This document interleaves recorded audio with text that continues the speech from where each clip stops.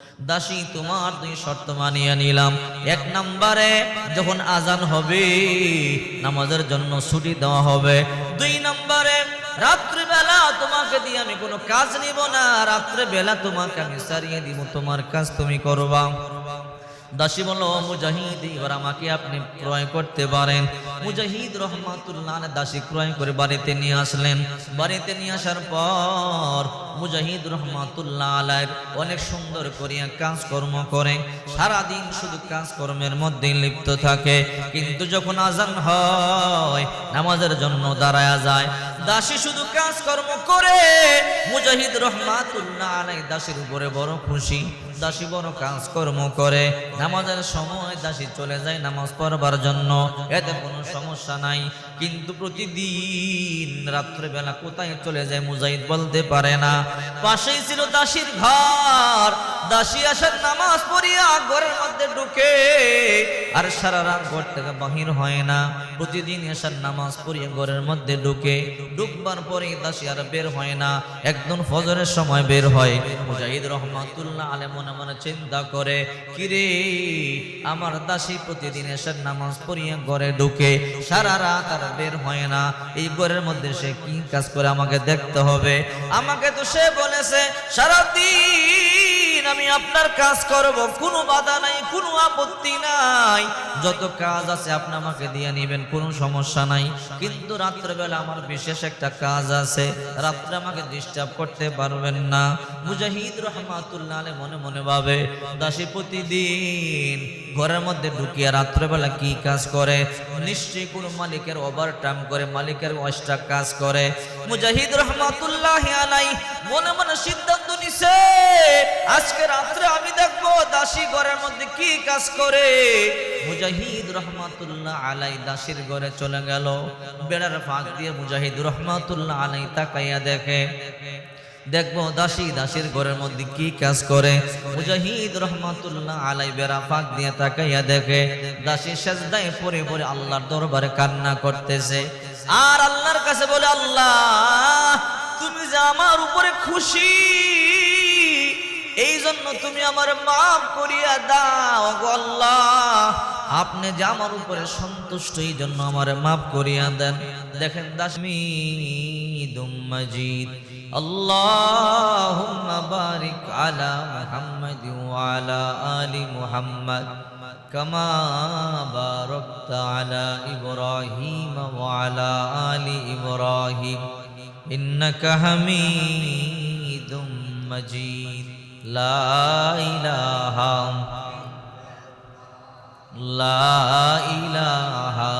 ইল্লাল্লাহ, লা ইলাহা ইল্লাল্লাহ, লা ইলাহা ইল্লাল্লাহ, লা ইলাহা। বহু দূরে মদিনা, কেমনে যাহব জানি না। বহু দূরে মদিনা, কেমনে যাহব জানি না। দয়া আল্লাহ দয়া কর, দয়া আল্লাহ দয়া কর, পুরাও মনের বাসনা। লা ইলাহা ইল্লাল্লাহ, লা ইলাহা ইল্লাল্লাহ, লা ইলাহা, লা ইলাহা ইল্লাল্লাহ মুহাম্মাদুর রাসূলুল্লাহ সাল্লাল্লাহু আলাইহি ওয়াসাল্লাম। আলহামদুলিল্লাহ, আল্লাহ পাকের দরবারে অসংখ্য শুকরিয়া যে আল্লাহ পাক রব্বুল আলামিন অত্যন্ত দয়া করে, মায়া করে, মোহাব্বত করে, ভালোবেসে ইহকাল জীবনে কল্যাণ, পরকাল জীবনে মুক্তির সন্ধানে পৃথিবীর সবচেয়ে দামি জায়গা আল্লাহ পাকের ঘরে আমাদেরকে এনেছেন, বসার তৌফিক দান করেছেন। সকলেই সুমহান মালিকের দরবারে উঁচু কণ্ঠে কালিমাতের শুকর আদায় করে বলি আলহামদুলিল্লাহ। সম্মানিত উপস্থিতি, কোরআনুল কারীম থেকে একটি আয়াত আপনাদের সামনে তেলাওয়াত করেছি। এই আয়াতে কারিমার মধ্যে আল্লাহ পাক রব্বুল আলামিন বলেছেন, যারা নেক আমল করবে, নারী আর পুরুষ যারাই নেক আমল করবে আল্লাহ পাক রব্বুল আলামিন দুনিয়াতে সুন্দর জীবন দান করবেন এবং পরকালে আল্লাহ পাক রব্বুল আলামিন জান্নাতের মেহমান বানায় দিবেন। সুবহানাল্লাহ বলে। দুনিয়াতে টাকা হইলে ধনী হওয়া যায়, পয়সা হইলে ধনী হওয়া যায়, ক্ষমতা হইলে মানুষের সম্মান করে, কথা বলেন ঠিক কি না? কিন্তু পরকালে টাকার কোনো দাম নাই, ক্ষমতার কোনো দাম নাই, পয়সার কোনো দাম নাই। এই জন্য রাসূল করিম সাল্লাল্লাহু আলাইহি সাল্লাম বলেন, ইন্নাল্লাহা লা ইয়ানজুরু ইলা সুওয়ারিকুম ওয়া আমওয়ালিকুম ওয়ালাকিন ইয়ানজুরু ইলা কুলুবিকুম ওয়া আমালিকুম। আল্লাহ তোমাদের সূরত দেখেন না, ধন সম্পদ দেখেন না, দেখেন শুধু তোমাদের ঈমান আর আমল, ঠিক কিনা বলেন? কার ঈমান কত সুন্দর, কার আমল কত সুন্দর। যার ঈমান ভালো, যার আমল সুন্দর, আল্লাহর কাছে তার দাম অনেক বেশি, ঠিক কিনা বলেন? আল্লাহর কাছে বেআমল রাজা বাদশারও দাম নাই, আল্লাহর কাছে আমলওয়ালা একটা দাসী গরিব মিসকিনেরও দাম আছে, কথা বলেন ঠিক কিনা? অনেক রাজা বাদশাহ আমল না করার কারণে আল্লাহর জাহান্নামে যাবে, আবার অনেক দাসী, অনেক ফকির, অনেক মিসকিন আমল করবার কারণে আল্লাহ পাকের জান্নাতে যাবে, ঠিক কিনা বলেন? মুজাহিদ রহমাতুল্লাহ আলাই একজন অনেক বড় তাবেঈ ছিল, অনেক বড় তাবেঈ, যিনি সরাসরি আব্দুল্লাহ ইবনে মাসউদ রাদিয়াল্লাহু তাআলা আনহুর ছাত্র ছিলেন, যার ব্যাপারে বুখারী শরীফের মধ্যে যিনি অনেক হাদিস রওয়ায়াত করেছেন। ওলামা কেরামগণ ওনাকে চেনেন, ওনার ইতিহাস পড়েছেন, ওনার নাম সম্পর্কে জানেন। মুজাহিদ রহমাতুল্লাহ আলাই অনেক বড় একজন তাবেঈ, সরাসরি আব্দুল্লাহ ইবনে মাসউদ রাদিয়াল্লাহু তাআলা আনহুর ছাত্র ছিলেন এবং যিনি অনেক হাদিস বুখারী শরীফের মধ্যে রওয়ায়াত করেছেন। ওই মুজাহিদ রহমাতুল্লাহ আলাই দাসী ক্রয় করবার জন্য বাজারে গেলেন। মুজাহিদ রহমাতুল্লাহ আলাই দাসী ক্রয় করবার জন্য বাজারে গেলেন। পরিবারের কাজ করবার জন্য একটা দাসী প্রয়োজন। আমাদের ঘরে কাজকর্ম করবার জন্য আমরা কাজের বুয়া রাখি, ঠিক কিনা বলেন? আমাদের ঘরের কাজকর্ম করবার জন্য একটা কাজের মহিলা রাখি। মুজাহিদ রহমাতুল্লাহ আলাই দাসী ক্রয় করবার জন্য বাজারে গেলেন। পুরা বাজার তন্ন তন্ন করে তালাশ করলেন, কোনো দাসী নাই। কে যেন বলে, মুজাহিদ অমুক জায়গার মধ্যে যাও, বাজারের কর্নারে একটা দাসী নিয়ে বসে আছে, এক মালিক তার দাসী বিক্রি করবে। মুজাহিদ রহমাতুল্লাহ আলাই বাজারের ওই কর্নারে চলে গেলেন, গিয়ে দেখে এক আল্লাহর বান্দা দাসী নিয়ে বসে আছে, অত্যন্ত পাতলা, জীর্ণ শীর্ণ দেহের অধিকারী, দুর্বল। মুজাহিদ রহমাতুল্লাহ আলাই তাকায় রইছে। দাসীর মালিক বলে, ও মুজাহিদ, আমার দাসী তেমন কাজকর্ম করতে পারে না, আমার দাসী অসুস্থ, আমার দাসী দুর্বল, তুমি আমার দাসী কিনবা কিনা বলো। মুজাহিদ রহমাতুল্লাহ আলাই বলে, আমার দাসী বড় প্রয়োজন, আমার এই দাসী হলেই চলবে, তোমারে কত টাকা দেওয়া লাগবে সেই কথা আমারে বলো। ওই আল্লাহর বান্দা বলে, মুজাহিদ আমাকে এত টাকা দেওয়া লাগবে। মুজাহিদ রহমাতুল্লাহ আলাই বলল, ঠিক আছে, আমি এত টাকা দিই তারে আমি কিনলাম। দাসী বলে, দাঁড়াও, ও মুজাহিদ, তুমি চাইলে আমার কিনতে পারো না। বলে, তাহলে কি বলতে চাও? বলে, আমার দুইটা শর্ত আছে। বলে, কি শর্ত? এক নাম্বার, যখন আজান হয়ে যাবে আমার দিয়ে কোনো কাজ করাইতে পারবা না, আজান হইলে নামাজের জন্য আমাকে ছেড়ে দেওয়া লাগবে। মুজাহিদ রহমাতুল্লাহ আলাই বলে, যাও, আমি নিজেও তো নামাজ আদায় করি, আজান যখন হয়ে যাবে তোমাকে নামাজের জন্য ছুটি দেওয়া হবে। দুই নাম্বার শর্ত বলো। এবার বলো, মুজাহিদ রহমাতুল্লাহ আলাই শোনো, আমি যখন সারাদিন কাজ কাম করব, রাত্রিবেলা আমাকে নিয়ে কাজ করাইতে পারবা না, রাত্রে আমাকে সারিয়ে দেওয়া লাগবে। মুজাহিদ রহমাতুল্লাহ আলাই বলে, রাত্রে তুমি কি করবা? বলে, রাত্রে আমি আমার কাজ করব। কি কাজ করিস সেটা তোমার দেখবার বিষয় নয়, সারাদিন যত লাগে আমার কাজ নিবা, আমার কাজ করাইবা, কিন্তু রাত্রে বেলা আমার দিয়ে কোনো কাজ করাইতে পারবা না। মুজাহিদ রহমাতুল্লাহ আলাই বলল, ঠিক আছে, যাও, দাসী তোমার দুই শর্ত মানিয়ে নিলাম। এক নম্বরে, যখন আজান হবে নামাজের জন্য ছুটি দেওয়া হবে। দুই নম্বরে, রাত্রিবেলা তোমাকে দিয়ে আমি কোনো কাজ নিব না, রাত্রিবেলা তোমাকে আমি সারিয়ে দিব, তোমার কাজ তুমি করবা। দাসী বলল, মুজাহিদ এবার আমাকে আপনি ক্রয় করতে পারেন। মুজাহিদ রহমাতুল্লাহ আলাইহি দাসী ক্রয় করে বাড়িতে নিয়ে আসলেন। বাড়িতে নিয়ে আসার পর মুজাহিদ রহমাতুল্লাহ আলাইহি অনেক সুন্দর করিয়া কাজকর্ম করে, সারাদিন শুধু কাজকর্মের মধ্যে লিপ্ত থাকে। কিন্তু যখন আজান হয়, নামাজের জন্য দাঁড়ায়া যায়, দাসী শুধু কাজকর্ম করে। মুজাহিদ রহমাতুল্লাহ আলাইহি দাসীর উপরে বড় খুশি। দাসী বড় কাজকর্ম করে, নামাজের সময় দাসী চলে যায় নামাজ পড়বার জন্য, এতে কোনো সমস্যা নাই। কিন্তু প্রতিদিন রাত্রেবেলা কোথায় চলে যায় মুজাহিদ বলতে পারে না। পাশেই ছিল দাসীর ঘর। দাসী আসার নামাজ পড়িয়া ঘরের মধ্যে ঢুকে, আর সারা রাত ঘর থেকে বাহির হয় না।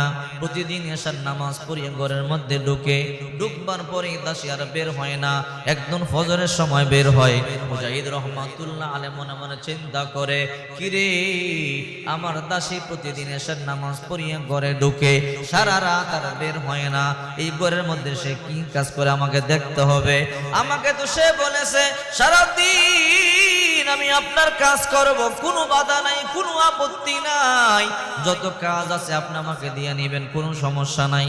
কিন্তু রাত্রেবেলা আমার বিশেষ একটা কাজ আছে, রাত্রে আমাকে ডিস্টার্ব করতে পারবেন না। মুজাহিদ রহমাতুল্লাহ আলাইহি মনে মনে ভাবে, দাসী প্রতিদিন ঘরের মধ্যে ঢুকিয়া রাত্রেবেলা কি কাজ করে? নিশ্চয়ই কোনো মালিকের ওভারটাইম করে, মালিকের এক্সট্রা কাজ করে। মুজাহিদ রহমাতুল্লাহ আলাইহি মনে মনে সিদ্ধান্ত নিছে, আজকে রাত্রে আমি দেখবো দাসী ঘরের মধ্যে কি কাজ করে। মুজাহিদ রহমাতুল্লাহ আলাইহি দাসীর ঘরে চলে গেল। বেড়ার ফাঁক দিয়ে মুজাহিদ রহমাতুল্লাহ আলাইহি তাকাইয়া দেখে, দেখবো দাসী দাসীর ঘরের মধ্যে কি কাজ করে। মুজাহিদ রহমাতুল্লাহ আলাইহি বেড়া ফাঁক দিয়ে তাকাইয়া দেখে, দাসী সেজদায় পড়ে পড়ে আল্লাহর দরবারে কান্না করতেছে, আর আল্লাহর কাছে বলে, আল্লাহ তুমি যে আমার উপরে খুশি, এই জন্য তুমি আমার মাফ করিয়া দাও গো আল্লাহ। আপনি যে আমার উপরে সন্তুষ্ট, এই জন্য আমার মাফ করিয়া দেন। দেখেন দাসী কেমন উল্টা কথা কয়। আমরা বলি আল্লাহ আমরা আপনারে বড় ভালোবাসি, আল্লাহ আপনারে বড় মুহাব্বত করি, আল্লাহ সেই উসিলে আপনি আমাদেরকে মাফ করিয়া দেন, ঠিক কিনা বলেন? দাসী উল্টা বলে, দাসী বলে আল্লাহ আপনি যে আমাকে ভালোবাসেন, এই জন্য আমাকে মাফ করিয়া দেন। মুজাহিদের মাথা গরম হয়ে গেল, দাসী কেমন উল্টা করে দোয়া করো। আমরা দোয়া করি, আল্লাহ তুমি যে আমাদেরকে ভালোবাসো, ও আল্লাহ আমরা তোমাকে ভালোবাসি, আমরা তোমাকে ভালোবাসি, এই জন্য আমাদেরকে মাফ করিয়া দাও। দাসী বলে, আল্লাহ তুমি যে আমাকে ভালোবাসো, এই জন্য আমারে মাফ করিয়া দাও। মুজাহিদ রহমাতুল্লাহ আলাইহি ঘরে ঢুকলো। ঘরে ঢুকে বলে, রে দাসী উল্টা ভাবে কেন দোয়া করো? বলে, কি উল্টা? আমরা বলি আল্লাহ তোমারে আমরা বড় ভালোবাসি, ওগো আল্লাহ আমরা তোমারে বড় মুহাব্বত করি, এই জন্য আমাদেরকে মাফ করিয়া দাও। আর তুমি বলো আল্লাহ তুমি যে আমি দাসীরে ভালোবাসো, এই জন্য তুমি আমারে মাফ করিয়া দাও। আল্লাহ তোমারে ভালোবাসে কি বাসে না তুমি কেমনে বুঝলা? এ দাসী এমনি কেন দোয়া করো? দাসী বলে, রে মুজাহিদ আমি নিঃসন্দেহে বলতে পারি আমার আল্লাহ আমারে ভালোবাসে। আল্লাহু আকবার বলে। বলে, তুমি কেমনে বুঝলা আল্লাহ তোমারে ভালোবাসে? তুমি কেমনে বুঝলা? রে মুজাহিদ আল্লাহ যদি আমারে ভালোই না বাসতো, এই রাত 3টা বাজে আমাকে তাহাজ্জুদের মুসল্লার মধ্যে আনতো না। আল্লাহ আমারে ভালো না বাসলে রাত 3টা বাজে আল্লাহর কুদরতি কদমে সাজদার মধ্যে ফালায়া রাখতো না।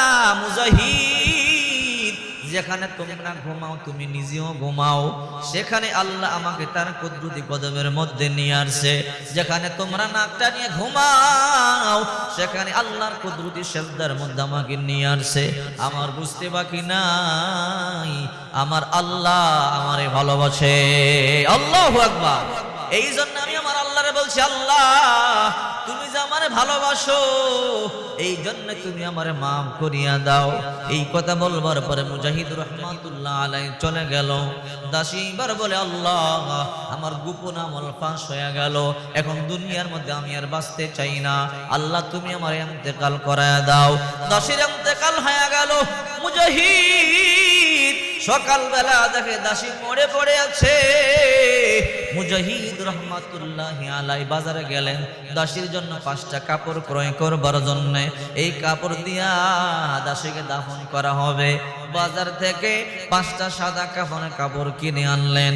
কিনে বাড়িতে আসলেন, আয়েশা দেখে অবাক ঘটনা, দাসীর গায়ের মধ্যে একটা সবুজ কালারের কাপড় দিয়া দাসীর কাফনের কাপড় ভরায় রাখছে। আল্লাহু আকবার।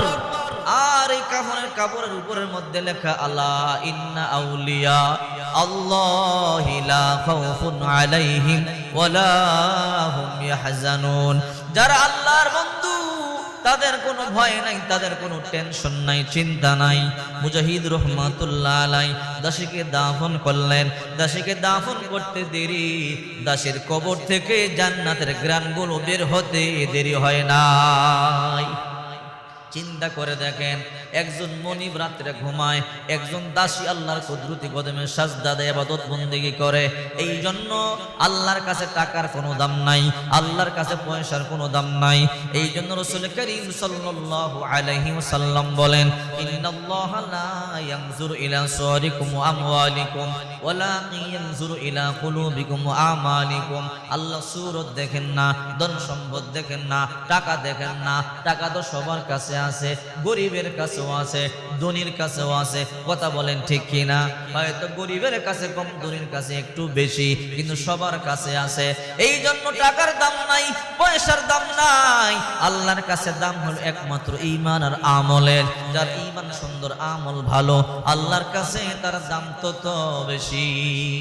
এই জন্য আল্লাহ পাক রব্বুল আলামিন বলেন, মান আমিলা সালিহাম মিন যাকারিন আও উনসা হুয়া মুমিন ওয়ালানুহিয়ান্নাহু হায়াতান তাইয়্যিবা ওয়ালানাজজিয়ান্নাহুম আজরাহুম বিআহসানি মা কানু ইয়ামালুন। যেই সমস্ত নারী আর পুরুষ নেক আমল করবে, আল্লাহ পাক রব্বুল আলামিন ওয়ালানুহিয়ান্নাহু হায়াতান তাইয়্যিবা, একটা সুন্দর জীবন দান করবেন। ওয়ালানাজজিয়ান্নাহুম আজরাহুম বিআহসানি মা কানু ইয়ামালুন।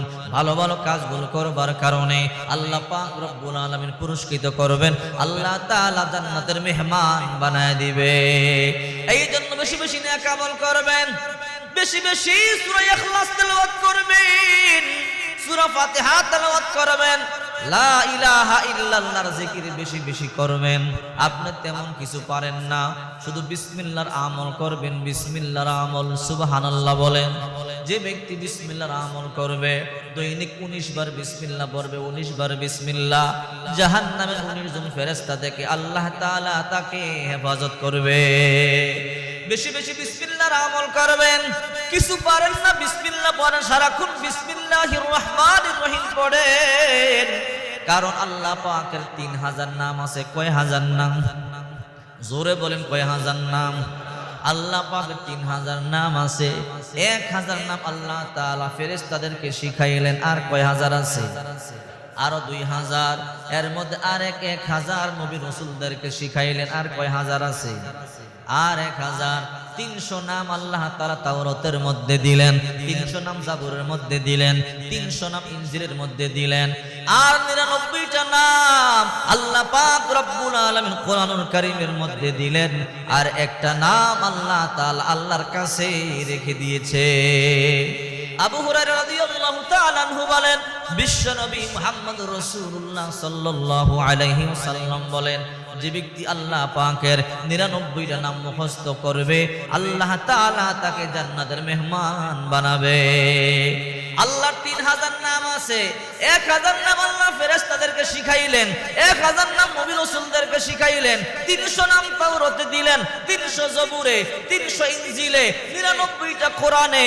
আর একটা নাম আল্লাহ পাক তার কাছে রেখে দিলেন। কোন ব্যক্তি যদি বিসমিল্লাহর আমল করে, আল্লাহ তাআলার 3000 নামের জিকিরের সওয়াব আল্লাহ তাআলা বিসমিল্লাহর মধ্যে রেখে দিয়েছেন।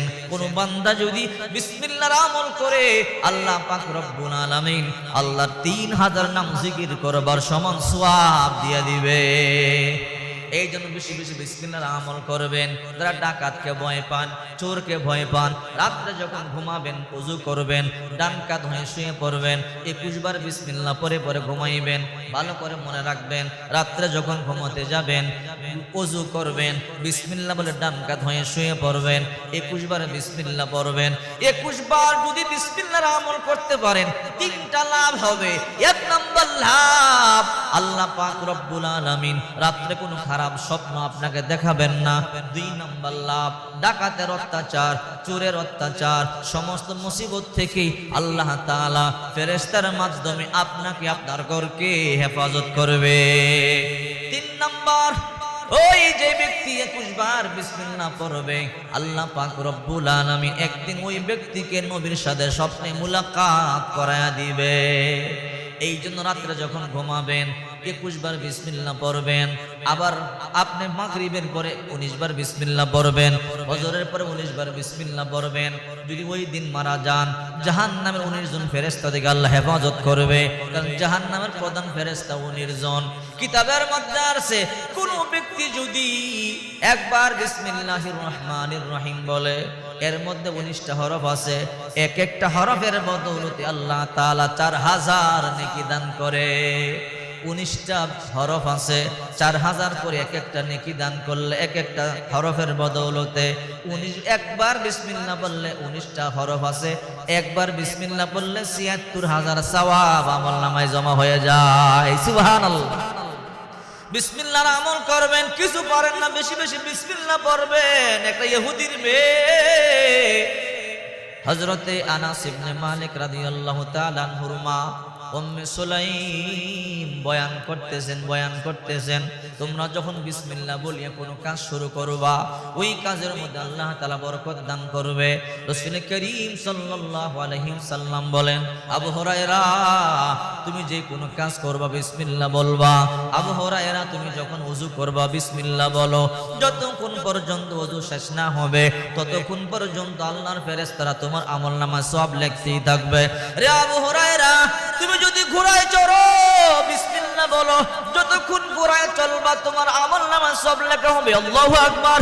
আপনি গাড়িতে চড়বেন, বিসমিল্লাহ বলে যখন গাড়ির মধ্যে চড়বেন, যতক্ষণ পর্যন্ত গাড়ি চলবে ততক্ষণ পর্যন্ত আপনার আমলনামায় সওয়াব লিখতেই থাকবে। আপনি নদীর মধ্যে চলবেন, লঞ্চে বা জাহাজে, বিসমিল্লাহ বলিয়া চড়বেন, যতক্ষণ পর্যন্ত জাহাজ লঞ্চ চলতে থাকবে ততক্ষণ পর্যন্ত আপনার আমলনামায় নেকি লেখা শুরু হবে। আল্লাহু আকবার। স্বামী আর স্ত্রী মিলনের সময় বিসমিল্লাহ যদি বলে আর আল্লাহ সন্তান দান করলে, ওই সন্তান দুনিয়ার মধ্যে জন্মগ্রহণ করলে, রাসূল করিম সাল্লাল্লাহু আলাইহি ওয়াসাল্লাম বলেন, ওই সন্তান যতটা নিঃশ্বাস দুনিয়ার মধ্যে ফেলবে ওই পিতা মাতার আমলনামায় ততটা সওয়াব আল্লাহ তাআলা লিখে দিবে। আনাস রাদিয়াল্লাহু তাআলা আনহুর মা উম্মে সুলাইম বয়ান করতেছেন, ও সাহাবায়ে কেরাম, হো মহিলারা শোনো, বেশি বেশি বিসমিল্লাহর আমল করবা। যেই কাজের মধ্যে বিসমিল্লাহ বলবা ওই কাজের মধ্যে বরকত হবে, যেই কাজের মধ্যে বিসমিল্লাহ নাই ওই কাজের মধ্যে বরকত নাই। এই বয়ান করতেছেন, একটা ইহুদির মেয়ে বয়ানটা শুনলো, বয়ান শুনবার পরে ঘরে আসলো। ইহুদির মেয়ে এখনো পর্যন্ত কালিমা পড়ে নাই, এখনো পর্যন্ত মুসলমান হয় নাই। ইহুদির মেয়ে প্রতিটা কাজ করে বিসমিল্লাহ বলিয়া, ইহুদির মেয়ে যা কাজ করে বিসমিল্লাহ বলে করে, দরজারও দেয় বিসমিল্লাহ বলে, দরজা বন্ধ করে বিসমিল্লাহ বলে, জানালা বন্ধ করে বিসমিল্লাহ বলে, রান্না বান্না করে বিসমিল্লাহ বলে। ইহুদি মনে মনে টেনশন করে, কি রে আমার মেয়ে সর্বক্ষণ শুধু বিসমিল্লাহ বলে বলে কাজ করে, সর্বক্ষণ বিসমিল্লাহ বলে বলে কাজ করে। না না, মুসলমানদের এই শব্দ আমার মেয়ে বলবে, এটা হইতে দিব না। আমি আমার মেয়েকে এমনি বললে আমার মেয়ে আমার কথা শুনবে না। আমি আমার মেয়েকে এমন বেয়াজ্জতি করব, বেয়াজ্জতি করবার পরে আমার মেয়ে লজ্জা পাবে, শরম পাবে, এমনি আমার মেয়ে বিসমিল্লাহ বলা বন্ধ করে দিবে। ইহুদি ব্যবসা করে, টাকাগুলো আইনা আরেকটা হাতের আংটি নিয়া মেয়ের কাছে রাখলো, রে মা এগুলো রাখো, সময় হলে তুমি আমার কাছে দিবা। এমন করে করে প্রতিদিন ইহুদি টাকা আর এই যে আংটিটা মেয়ের কাছে রাখে, আর সময় হইলে মেয়ের কাছ থেকে নিয়ে নেয়, সময় হইলে মেয়ের কাছ থেকে নিয়ে নেয়। এমন করে করে ইহুদি একদিন মনে মনে চিন্তা করলো, আজকে আমার মেয়েকে বেয়াজ্জতি করব, কারণ আমার মেয়ে মুসলমানদের শব্দ, মুসলমানদের বিসমিল্লাহর আমল আমরা ইহুদি আমাদের ঘরের মধ্যে নিয়ে আসলো। এইবার ইহুদি তার মেয়ের হাতের মধ্যে একটা টাকার থলে দিয়ে আর একটা আংটি দিয়ে বলল, মা রেখে দাও, আমি যখন তোমার কাছে চাইবো তুমি আমাকে দিয়ে দিবা। মেয়ে বলল, বাবা ঠিক আছে, আপনি যখন চাবেন দিয়ে দিব। ইহুদি এইবার টাকার থলে আর আংটি মেয়ের কাছে দিল। মেয়ে একটা জায়গার মধ্যে রাখলো, ইহুদি ভালো করে দেখলো। এইবার যখন মেয়েটা দূরে চলে গেল, ইহুদি টাকাটা রাখলো কিন্তু আংটিটা নিয়ে আসলো। আংটি নিয়ে এসে সাগরের মধ্যে ফালাইয়া দিল। ফালাইয়া দেওয়ার পর সন্ধ্যাবেলা ইহুদি মেয়ের কাছে গিয়া বলে, রে মা আমার টাকা দাও, আমার আংটি দাও। এবার ইহুদি ওই দিনের বেলা বাজারে গেছে, দিনের বেলা বাজারে গিয়ে বড় একটা মাছ কিনে আনছে। মাছটা আনার পর মেয়েকে বলে, রে মা মাছটা ভালো করিয়া রান্না করো, আমি বহুদিন ধরিয়া মাছ খাই না, আজকে মাছটা খাবো। মেয়ে সুন্দর করে মাছটা কাটা শুরু করলেন। মাছটা কাটতে গিয়ে দেখে পেটের মধ্যে একটা আংটি দেখা যায়। সুবহানাল্লাহ বলে, বাবার দে আংটির মতো। এবার মেয়েটা আংটিটা ওই সুন্দর জায়গার মধ্যে রেখে দিল। এবার মেয়েটা এবার চিন্তা করি আংটি কোত্থেকে আসলো। আহারে বাবা যে আংটি দিল সেই আংটি তো জাগায় নাই, এই যে আমি আংটি পাইলাম মনে হয় ওই আংটিটাই। মেয়ে তেমন কোনো কিছু বুঝতে পারে নাই। এবার মেয়ে চিন্তা করে ঘুমায় রইল। সকালবেলা ইহুদি মেয়েরে বলে, মা আমার টাকা দাও, আমার আংটি দাও। এইবার মেয়েটা ওখান থেকে টাকার আংটিটা নিয়ে বাবারে দিল। বাবা আশ্চর্য হয়ে গেল, কিরে মা আমি তো তুমি আংটি কই পাইলা? বলে, আপনি তো আমার কাছে আংটি জমা দিলেন, এই জন্যই তো আমি আপনার আংটি দিলাম। এ মা তুমি আংটি কেমনে পাইলা? আমি তো আংটি নদীর মধ্যে ফালাইয়া দিয়েছি, তোমার বলি নাই, তোমার বেয়াজ্জতি করবার জন্য, তোমারে আমি শরম লজ্জা দেওয়ার জন্য, যেন মুহাম্মদের আমল আমাদের ঘরে না চলে। তুমি কেমনে আংটি পাইলা? আমি সাগরে ফালাইলাম, কেউ জানে না, আমি তো জানি। ইহুদির মেয়ে বলে, বাবা আপনি বড় একটা মাছ কিনে আনলেন, ওই মাছটা আমি কাটতেছিলাম, ওই মাছ কাটতে গিয়ে মাছের পেটের মধ্যে একটা আংটি পাইলাম, হুবহু আপনার আংটির মতো। আমি আগের জায়গার মধ্যে হাত দিয়ে দেখলাম আংটি নাই, এখন আমি এই আংটিটা পাইলাম। আমি মনে মনে ভাবলাম এটা আমার বাবার আংটি হবে, কোনো কারণে হারাইয়া গেল। আল্লাহ তাআলা আমার বিসমিল্লাহর বদৌলতে আমারে পাওয়াইয়া দিল। ইহুদি বলে, রে মা এই আংটিটা আমি সমুদ্রে ফালাইয়া দিছি, এই আংটি কেমনে আসলো? ইহুদির মেয়ে বলে, বাবা আমি আনাসের মা উম্মে সুলাইম থেকে শুনেছি, উম্মে সুলাইম বলেছে তোমরা প্রতিটা কাজে বিসমিল্লাহ বলিয়ে শুরু করো। যদি তোমরা বিসমিল্লাহ বলিয়ে কাজ শুরু করো তাহলে আল্লাহ বেয়াজ্জতি করবে না, ওই ঘরের মধ্যে বরকত দিয়া দিবে। আপনি যদিও আংটি সমুদ্রে ফালাইয়া দেন, বিসমিল্লাহর কারণে আল্লাহ তাআলা এই আংটি সমুদ্র থেকে উঠাইয়া আবার এখানে দিয়েছে। আল্লাহু আকবার। ইহুদি বলে, রে আর দেরি নাই, চল কালিমা পড়বে মুসলমান হব। কালিমা পড়লো, মুসলমান হয়ে গেল। এই জন্য হে মা বোনেরা সকালবেলা ঘুম থেকে জাগিয়ে কোরআন তেলাওয়াত করবেন, ফজরের নামাজটা আদায় করবেন, গোরজারও দিবেন বিসমিল্লাহ বলিয়া, রান্না বান্না শুরু করবেন বিসমিল্লাহ বলিয়া, তরকারি কাটবেন বিসমিল্লাহ বলিয়া। যতক্ষণ পর্যন্ত তরকারি কাটা চলতেই থাকবে আল্লাহ তাআলা আমলনামায় সওয়াব দিতেই থাকবে। যেই রান্না করে বেশি বেশি বিসমিল্লাহর আমল হবে, দুরুদের আমল হবে, জিকিরের আমল হবে, ওই ঘরের মধ্যে বেশি বেশি বরকত হবে, ওই ঘরের মধ্যে উন্নতি হবে, ওই ঘরের মধ্যে আল্লাহ পাক রব্বুল আলামিন রিজিকের মধ্যে বরকত দিবে। এক মদখোর স্বামী সব সময় মদ খাইয়া মাতাল হইয়া থাকে। বিবিটা বড় পরহেজগারী ছিল, নামাজ পড়ে, রোজা রাখে, তাসবিহ তাহলিল আদায় করে, আর যখনই কোনো কাজ করে বিসমিল্লাহ বলিয়া কাজ করে। সুবহানাল্লাহ বলে। ওই মদখোর স্বামী, নেশাখোর স্বামী মনে মনে ভাবে তোমার কাছে যখন কোনো কিছু দেই বিসমিল্লাহ বলিয়া রাখো, ঘর ঝাড়ু দাও বিসমিল্লাহ বলে, ঘরের দরজা বন্ধ করো বিসমিল্লাহ বলে, কাপড় চোপড় দৌত করো বিসমিল্লাহ বলে, রান্না বান্না করো বিসমিল্লাহ বলে, আজকে তোমার বিসমিল্লাহ আমি ছুটামু। মনে মনে ভাবে এমন বেয়াজ্জতি আমি তাকে করব যেন সে জীবনে আর বিসমিল্লাহ মুখের মধ্যে না নেয়। এমন দুষ্ট স্বামী আছে না নাই? বিবি নামাজ পড়ে দেখতে পারে না, বিবি কোরআন তেলাওয়াত করে সহ্য করতে পারে না, বিবি ইবাদত বندگی করে সহ্য করতে পারে না। এমন দুষ্ট স্বামীও সমাজের মধ্যে আছে না নাই? এত ইবাদত করিয়ে কি লাভ হবে? স্বামী তো নামাজ পড়েই না, স্বামী তো রোজা রাখেই না, কিন্তু বিবির পর্যন্ত ইবাদত করতে বাধা দেয়। ওই আল্লাহর বান্দি যা করে বিসমিল্লাহ বলে বলে করে, ওই আল্লাহর বান্দি যা বলে বিসমিল্লাহ বলে করে, বিসমিল্লাহ ছাড়া কোনো কাজ করে না। দুষ্ট স্বামী, নেশাখোর স্বামী মনে মনে চিন্তা করে এমন বেয়াজ্জতি করব, বেয়াজ্জতি করবার কারণে আর বিসমিল্লাহ বলবে না।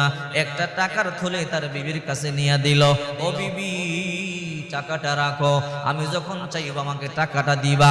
বিবি যখন টাকাটা রাখলো, স্বামী তাকাইয়া রইল কোথায় টাকাটা রাখে। এবার অনেকক্ষণ পর যখন বিবি চলে গেল, ওই মতকর স্বামী ওখান থেকে টাকাটা লইয়া অন্ধকূপের মধ্যে দূরে ফালাইয়া দিয়ে আসলো। পরে বিবির কাছে চাবে, দিতে না পারলে বিবিরে বেয়াজ্জতি করবে, বিবি আর কোনোদিন বিসমিল্লাহ বলে কাজ করবে না। এইবার যখন ওই থলে অন্ধকূপের মধ্যে ফেলে দিল ফালাইয়া, বিবির কাছে আয়েশা বলে, বিবি রে আমার টাকার থলেটা দাও। বিবি তখন বলে, দাঁড়াও, তুমি অপেক্ষা করো।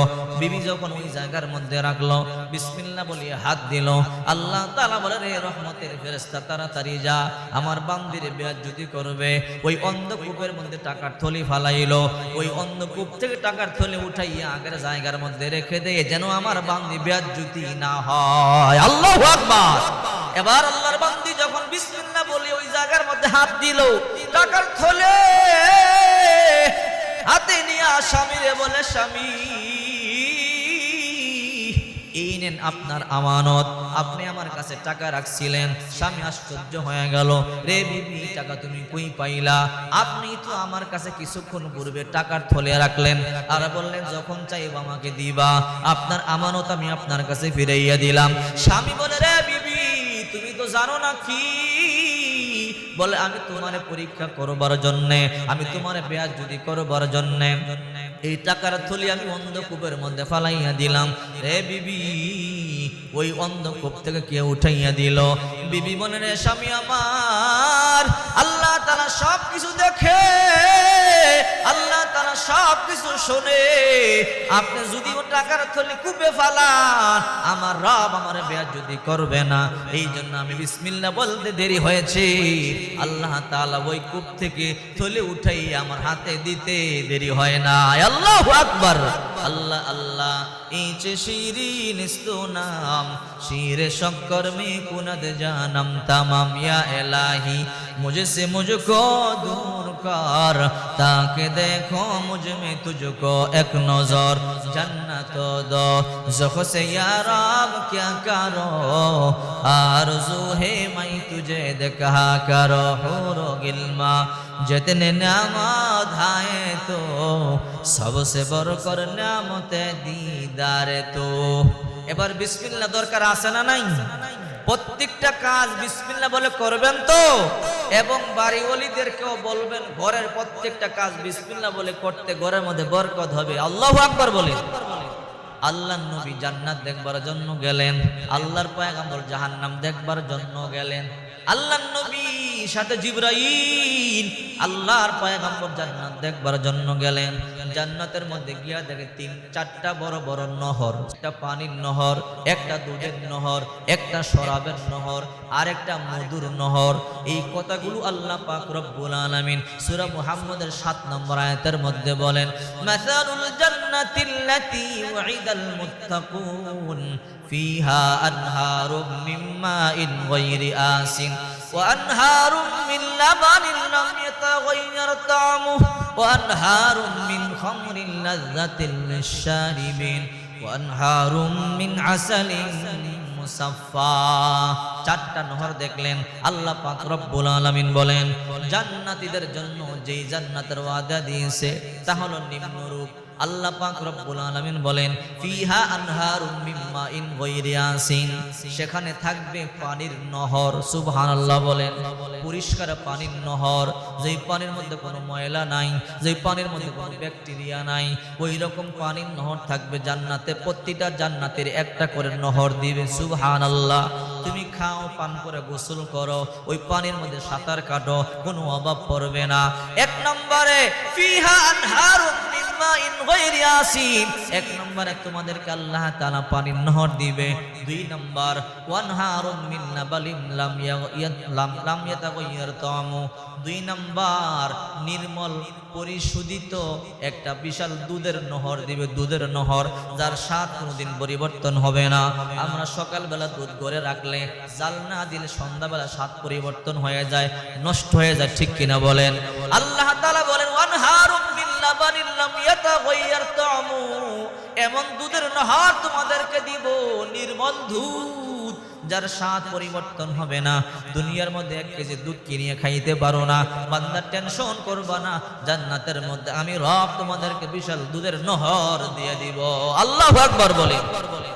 1 নম্বর পানির নহর, 2 নম্বর দুধের নহর, 3 নম্বর আনহারুম মিন খামরিল লাযযাতিল লিশারিবিন, পানকারীদের জন্য সুস্বাদু নহর দিবে, শরাবের নহর। দুনিয়াতে আল্লাহ মদ খাওয়া হারাম করেছে, আহারে ইমানদাররা মদ পান করতে পারে না। বেঈমান যারা, গুনাহগার যারা মদ পান করে, ইমানদাররা মনে মনে ভাবে এই মদের মধ্যে কি আছে, এই মদ তারা পান করে কারণটাকে বুঝতে পারলাম না, এই মদের মধ্যে কি স্বাদ আছে বুঝতে পারলাম না। গুনাহগাররা মদ খায়, মদ খাইয়া মাতাল হয়, ঠিক কিনা জোরে বলেন? আল্লাহ বলে হে জান্নাতীরা, হে মুমিনেরা, দুনিয়ার মধ্যে মদ পান করবা না, আমি আখিরাতে মদের বিশাল বড় নহর দিয়া দিব। ওই মদ কেমন সুস্বাদু হবে জানোনি? দুনিয়ার মদ খাইলে মাতাল হয়, ওই মদ খাইলে মাতাল হবে না। ওই মদ পান করলে দেহের মধ্যে শক্তি আসবে, ব্রেন ভালো হবে। আল্লাহ পাক বলেন, রাসূল বলে ওই মদ এমন দামি মদ, এত সুঘ্রাণ, আমরা বোতলের মুখটা খুলি, এই মুখটার মধ্যে 2-1 ফোঁটা লেগে থাকে, ঠিক কিনা বলেন? রাসূল করিম সাল্লাল্লাহু আলাইহি ওয়াসাল্লাম বলেন, হে মুমিনেরা, জান্নাতের মধ্যে তোমাদেরকে মদের নহর দেওয়া হবে, পবিত্র মদ। ওই মদ এমন সুস্বাদু হবে, এমন সুঘ্রাণ হবে, বোতলের মুখটা খুললে যেমন 2-1 ফোঁটা লেগে থাকে, এমন 2-1 ফোঁটা মুখটা খুলবা লেগে থাকবে, ওই সুঘ্রাণে গোটা দুনিয়াটা সুঘ্রাণে মুখরিত হয়ে যেত। আল্লাহু আকবার বল। এমন মদের বিশাল নহর আল্লাহ দিবে। আরেকটা নহর ওয়ানহারুম মিন খামরিল ওয়ানহারুম মিন আসালিন মুসাফফা, আল্লাহ পরিশোধিত মধুর নহর দিবে, মধুর নহর। দুনিয়াতে 1 কেজি ভালো মধু কিনতে গেলে 1000-1200 টাকা লাগে, সবাই কিনতে পারে না, ঠিক কিনা জোরে বলে? আল্লাহ বলে, হে বান্দা বান্দি, টেনশন করবা না, চিন্তা করবা না, আমি আল্লাহ তোমাদেরকে জান্নাতের মধ্যে বিশাল বড় মধুর নহর দিয়া দিব। 4টা নহর প্রতিটা জান্নাতীকে দিবে। একটা পানির নহর, একটা দুধের নহর, একটা শরাবের নহর, আর একটা হলো এই মধুর নহর। এই 4টা নহর সবাইকে দিবে। আল্লাহর হাবিব জান্নাত দেখবার জন্য গেলেন, জান্নাতের মধ্যে গিয়ে দেখে 4টা নহর। জিজ্ঞাসা করলো, জিবরাইল, এই নহরগুলো কোথা থেকে আসছে? বলে, এই নহরগুলো সংযুক্ত হলো হাউজে কাউসারের সাথে। সুবহানাল্লাহ, যা কোনোদিন শেষ হবে না। এবার আল্লাহর পয়গম্বর বলে, ও জিবরাইল, এই নহরগুলোর উৎপত্তিটা কোথায়? আল্লাহু আকবার বলে।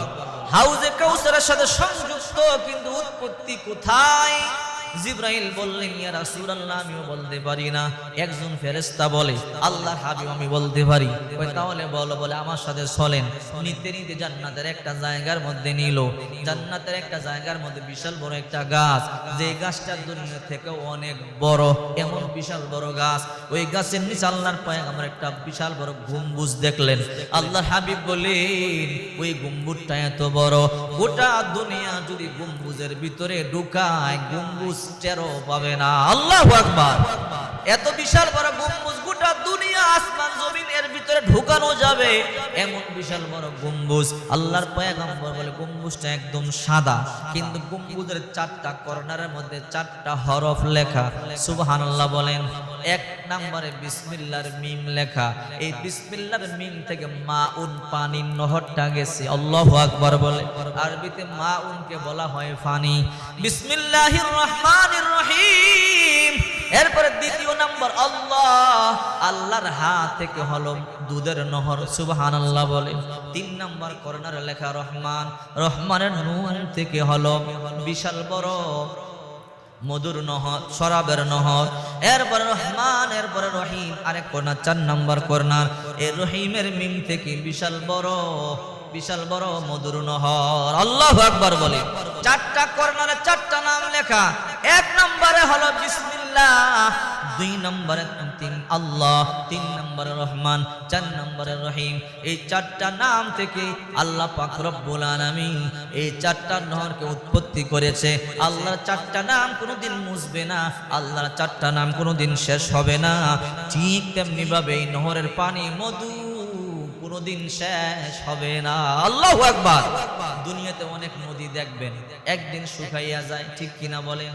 দুনিয়ার নদী শুকাইয়া যায় কি যায় না? অনেক নদী দেখলাম আমরা শুকাইয়া যায়, কিন্তু এই চারটা নদী শুকাবে না। এই নদীগুলো শুকাইবার কারণ আছে।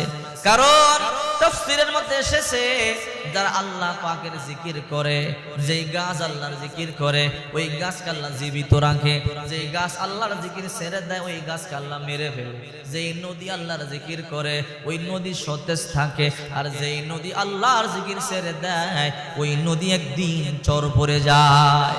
কারণ আল্লাহ পাক বলেন তুসাব্বিহু লাহুস সামা ওয়া তুসাবহু ওয়াল আরদু ওয়া মান ফীহিন্না ওয়া ইন মিন শাইইন ইল্লা ইউসাব্বিহু বিহামদিহি ওয়ালাকিন লা তাফকাহুনা তাসবিহাহুম। আসমানে যারা আছে তারাও আমার জিকির করে, জমিনে যারা আছে তারাও আমার জিকির করে।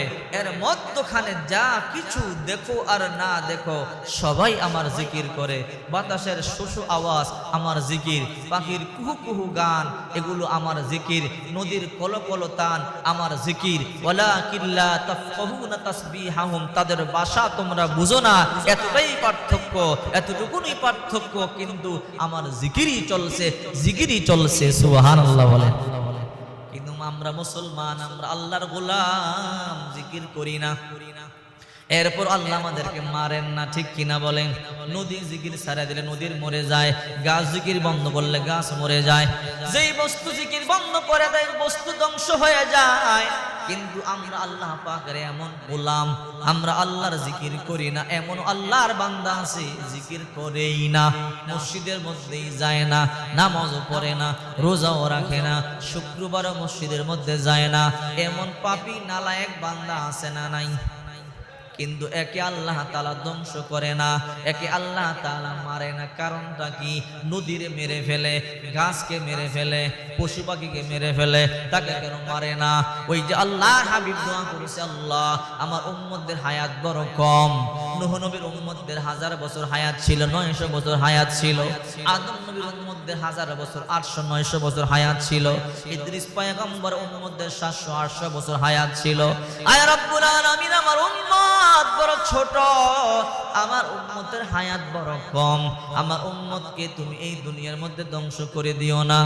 এই 60-70 বছর হায়াতের মধ্যে মাত্র 30-25 বছর সময় পায় যৌবনকাল, ঠিক কিনা বলেন? কিছু সময় যায় শিশুকালে, কিছু যায় বৃদ্ধকালে। আল্লাহ বলে আমার রব, আমার উম্মত দুনিয়ার মধ্যে অল্প বছর হায়াত পাবে, 60-70 বছর। আদম নবীর উম্মতদের মতো 1000 বছর পাবে না, নূহ নবীর উম্মতদের মতো 900 বছর পাবে না, ইদ্রিস নবীর উম্মতদের মতো 800 বছর পাবে না। আমার উম্মত কম হায়াত, 60-70 বছর। আমার উম্মতকে দুনিয়া ধ্বংস করে দিলে আয় আল্লাহ আমার উম্মত কমে যাবে। আল্লাহ আমার উম্মতকে ধ্বংস করবেন না, আমার উম্মতকে সময় দিবেন। যদি আমার উম্মত পাপ করে, গুনাহ করে, দুনিয়াতে ধ্বংস করবেন না, আমার উম্মতকে কিয়ামতের ময়দানে পাকড়াও করবে। দুনিয়াতে আমার এই অল্প দিনের মধ্যে আমার উম্মতরে ধ্বংস করে দিলে আল্লাহ আমার উম্মতের জীবন কি হবে? এই জন্য নবী দোয়া করছে, আর নবীর দোয়ার কারণে আল্লাহ আমাদেরকে ধ্বংস করে না, ঠিক কিনা জোরে বলেন। এই জন্য আমল বেশি বেশি করবেন, যত বেশি আমল করবেন তত বেশি দামি হবেন। দুনিয়াতে 50 বছর 60 বছরের মধ্যে গরিব আছেন, কোনো টেনশন করবেন না। শাক বিক্রি করেন, কোনো টেনশন করবেন না। ব্যাংক চালান, কোনো টেনশন করবেন না। মজদুরের কাজ করেন, কোনো টেনশন করবেন না। কারণ আমল করেন, আমল করেন। এই দুনিয়া পরীক্ষার হল, পরীক্ষার হলে কেউ দামি জামা কাপড় পরে যায়, পরীক্ষার হলে কেউ কম দামি জামা কাপড় পরে যায়, ঠিক কিনা বলেন? পরীক্ষার রেজাল্ট ভালো হইলেই কিন্তু আসল। যে দামি কাপড় পরে গেল, রেজাল্ট খারাপ হইল, তার কোনো দাম নাই। যে খারাপ কাপড় পরে গেল, রেজাল্ট ভালো হলো, তার দাম কিন্তু অনেক বেশি, ঠিক কিনা বলেন? আপনি দুনিয়ার মধ্যে গরিব আছেন, কোনো সমস্যা নাই, জান্নাতে গেলে আপনার কপাল খুলে যাবে। দুনিয়াতে গোশত খান, পোলাও খান, গাড়িতে চলেন, টাকার অভাব নাই, পয়সার অভাব নাই। যদি আপনি জাহান্নামে গেলেন, আপনার মতো পুরা কপাল কেউ নাই, ঠিক কিনা বলেন? আল্লাহ 1000 বছর হায়াত আপনারে দিল, টাকার অভাব নাই, পয়সার অভাব নাই, ক্ষমতার অভাব নাই, লোকজনের অভাব নাই, কিন্তু মরবার পর আল্লাহ বলল তোর উপরে অসন্তুষ্ট, যা যা জাহান্নামে যা, আপনার মতো পুরা কপাল আর কেউ নাই।